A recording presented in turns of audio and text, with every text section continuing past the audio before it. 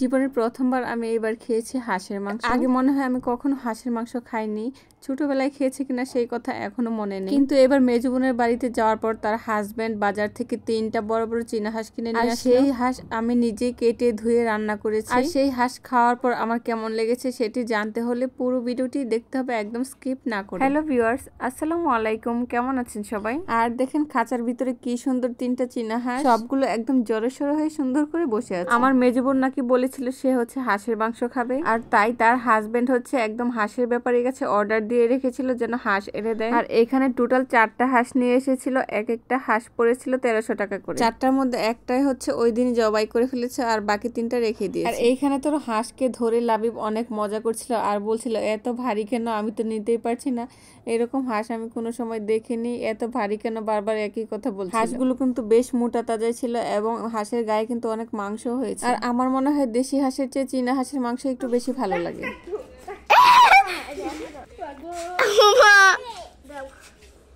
আমি কিন্তু দৌড় মারবো। রিয়েলি রিয়েলি আমি ভিডিও করে দাও।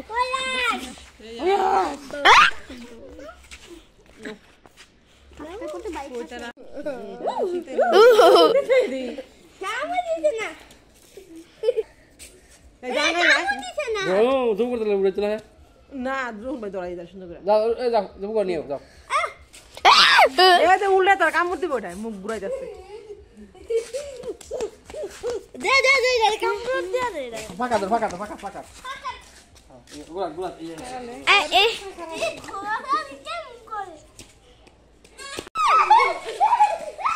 এই দাঁড়া সারা সারা সারা সারা একটা ভারী তুই সারা সারা লাবিব সারা লাবিব সারা দইরো না হন এটা করে দিছে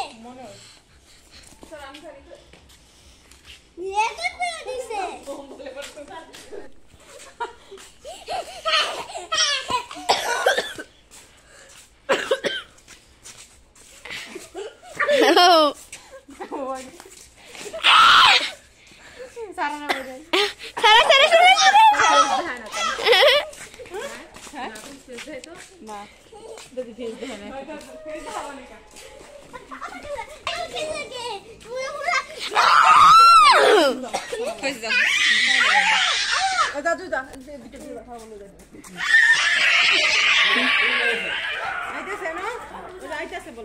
এই তো দেখতেই তো পেলেন বাচ্চারা অনেকক্ষণ হচ্ছে হাঁস নিয়ে খেলাধুলা করেছে। তারপর হচ্ছে একটা হাঁস জবাই করে ফেলেছে আর জবাই করার পর হচ্ছে এখন হাঁসটা পরিষ্কার করা হবে। পরিষ্কার করার জন্য প্রথমে হচ্ছে গরম পানিতে করে হাঁসটাকে ভালো করে চুবিয়ে নেওয়া হচ্ছে, তাহলে নাকি হাঁস পরিষ্কার করতে সহজ হয়। এমনিতেই হাঁসটা পরিষ্কার করতে কিন্তু খুব একটা টাইমও লাগেনি, আমি তো ভেবেছিলাম অনেক টাইম লাগবে হাঁসের লোম পরিষ্কার করতে, কিন্তু খুব সহজে একদম কম সময়ে হাঁসের লোম পরিষ্কার করে ফেলেছি। আর কিন্তু হাঁস আমি একা পরিষ্কার করিনি, এখানে হচ্ছে আমার মেজো বোনের চাচি শাশুড়িও এসেছিল। আর যেহেতু হাঁসটা এনেছিল একটু বিকাল বেলাতে আর জবাই করতে করতে সন্ধ্যা হয়ে গিয়েছে, তাই পরিষ্কার করতে করতে একটু রাত হয়ে যাবে, সেজন্য হচ্ছে তার চাচি শাশুড়িকে খবর দিয়েছিল। তার চাচি শাশুড়ি আর আমি দুজনে মিলে কিন্তু হাঁসটা পরিষ্কার করে ফেলেছি। আর আমার মেজো বোন যেহেতু অসুস্থ, সে হচ্ছে হাঁস পরিষ্কার করতে পারবে না, তাই আমরা দুইজন মিলে একদম গরম পানি দিয়ে একদম ফটফটা পরিষ্কার করে ফেলেছিলাম হাঁসটিকে। আর তার চাচি শাশুড়ি তো বলছিল বারবার হাঁসটা কেনা অনেক ভালো হয়েছে। আর এদিকে লাবিব তো পাশ থেকে একদম নড়ছে না, সে বারবার বলছিল যে এসব কিসের পানি, আর হাঁস পরিষ্কার করা দেখছিল বসে বসে। আর হাঁসটা অনেক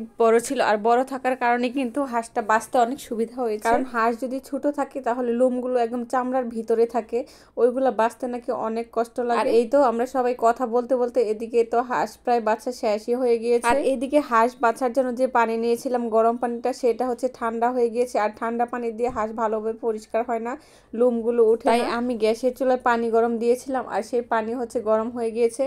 আর এখন হচ্ছে বালতি করে আবার পানি নিয়ে গিয়ে হাঁস পরিষ্কার করব। হাঁস পরিষ্কার হয়ে যাওয়ার পর আমার বোনের চাচি শাশুড়ি হচ্ছে ওদের বাড়িতে চলে গিয়েছে, কারণ ওনাদের বাড়িও নাকি খালি, কোনো মানুষ নেই, তাই হচ্ছে উনি সন্ধ্যা হয়ে গেছিল হাঁস বাঁচতে বাঁচতে, তাই খুব তাড়াহুড়া করে হচ্ছে বেছে দিয়ে চলে গিয়েছিল। আর আমি এদিকে হচ্ছে সম্পূর্ণ হাঁস বেছে পরিষ্কার করে এখন হাঁসের গায়ে হলুদ লাগিয়ে নিচ্ছি। হলুদ লাগিয়ে হচ্ছে হাঁসটাকে একটু ছেঙিয়ে নিব, যেন হাঁসের গায়ে যে চিকন চিকন লোম আছে এগুলো হচ্ছে একদম চোখেও ধরা পড়ে না, তাই ওগুলা যেন পুড়ে যায়, সেজন্য হচ্ছে হাঁসটা ছেঙিয়ে নিব। হাঁস আর কবুতর এই দুইটা জিনিস হচ্ছে যতই বাছা হোক না কেন তারপর কেমন জানি একটা চিকন চিকন লোম মাঝে মধ্যে থেকে যায়, ওগুলো হচ্ছে চোখেও পড়ে না। তাই এই দুইটাকে হচ্ছে এরকম গায়ে হলুদ মাখিয়ে হচ্ছে ছেঙিয়ে নিতে হয়।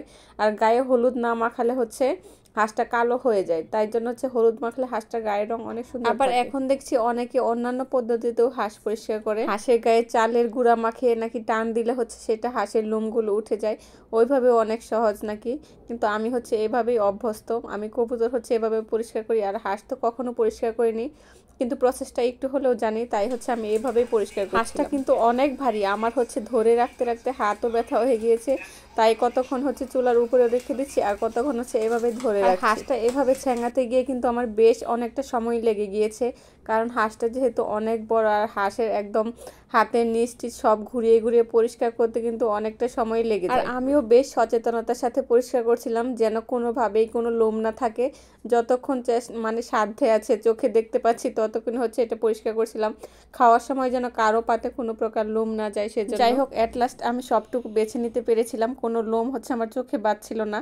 আর তারপর হচ্ছে আমি চলে এসেছি এখন হাঁসটাকে একদম কুটি কুটি করে সুন্দর করে পিস পিস করে কেটে নিই। আর হাঁসটা কাটতেও কিন্তু আমার কেমন জানি লাগছিল, এরকম লম্বা গলা এরকম হাঁস হচ্ছে আমি কখনো কাটেনি, এইবারই হচ্ছে ফার্স্ট। আর তাই হচ্ছে বারবার মানে মুরগি কেটেছে অনেকবার, কিন্তু হাঁস কীভাবে কাটবো জানি না। যাই হোক, তারপরও ধারণা করে কাটছিলাম যে এইভাবে মনে হয় কাটে। আর আজকে অনেক রাত হয়ে গিয়েছে, এখন হচ্ছে হাঁসটা কেটে ধুয়ে সুন্দর করে ফ্রিজে রেখে দিয়েছি। এটা হচ্ছে হাঁস কাটার পরের দিনের ভিডিও। আজকে হচ্ছে আমরা হাঁসটা রান্না করে চিতই পিঠা দিয়ে খাবো। তাই চিতই পিঠা বানানোর জন্য ফ্রিজ থেকে চালের গুঁড়ি বের করে হালকা করে একটু টেলে নিচ্ছিলাম। আর এই তো চালের গুঁড়া টালা শেষ করে এখন হচ্ছে আমি বেটারটা বানানোর জন্য চলে এসেছি, চিতই পিঠার যে বেটার।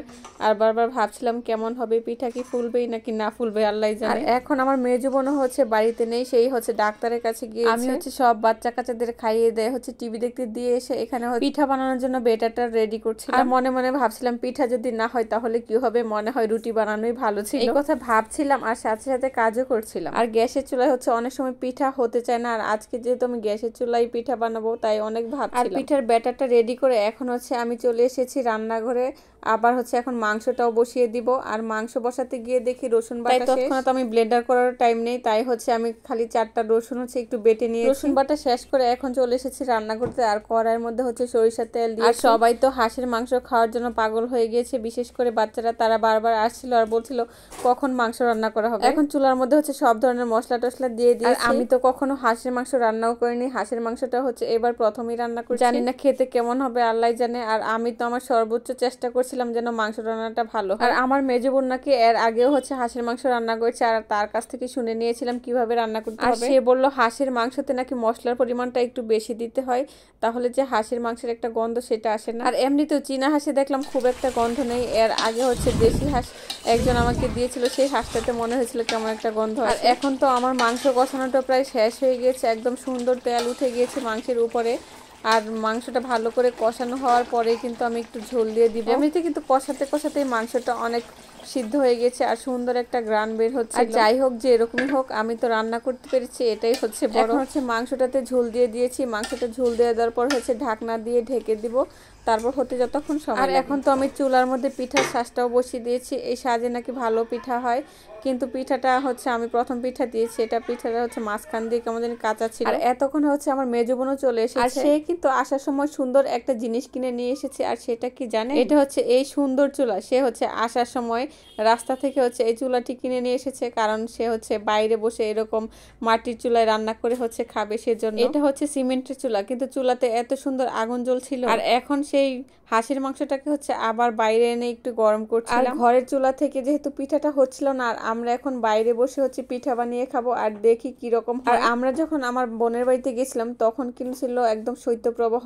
একদম মনে হচ্ছিল কুয়াশার মতো পড়ছিল। আর তারই মধ্যে হচ্ছে আমরা বাইরে বসেছিলাম শুধুমাত্র চিতই পিঠা আর হাঁসের মাংস খাওয়ার জন্য। আর এখন তো প্রায় সন্ধ্যা হয়ে গিয়েছে, আর এই সন্ধ্যার সময় দেখেন আনিকা আর দুইজনে মিলে হচ্ছে গোসল করে, কারণ তারা হচ্ছে গতকালকেও গোসল করেনি, তাই হচ্ছে আজকে নাকি তাদের ভালোই লাগছিল না, তার এই সন্ধ্যাবেলাতেই হচ্ছে গিয়ে গোসল করে ফেলেছে। আর গোসল করে এসে হচ্ছে এদিকে বলছিল পিঠা হয়েছে কিনা। আর আমরা তো এখন পিঠা আবার বানাবো নতুন করে, ঘরে তো হচ্ছিল না। আর এখন হচ্ছে মাংসটা নামিয়ে নিয়েছি চুলা থেকে, পিঠার খোলাটা বসিয়ে দিব।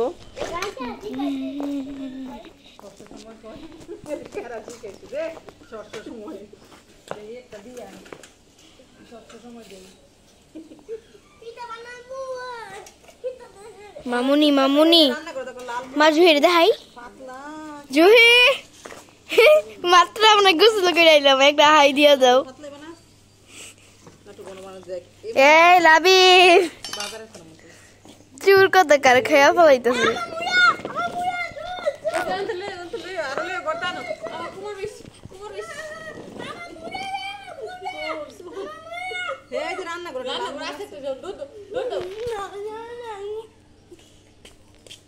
মা ভিডিওটা পজ করে আইনা দিমু